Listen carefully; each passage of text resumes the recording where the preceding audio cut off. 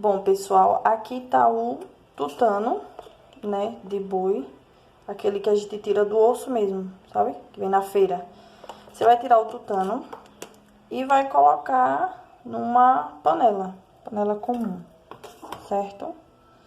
Aqui, depois disso você vai levar pro fogo, do jeito que tá, sem nada, ó. A panela tá vazia, você coloca só o tutano. Pronto, eu liguei aqui o fogo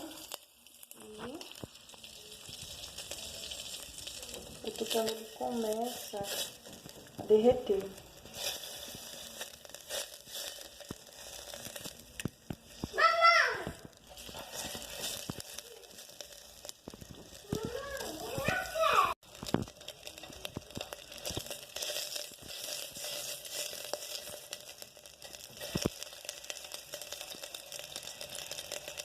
E já vai fazendo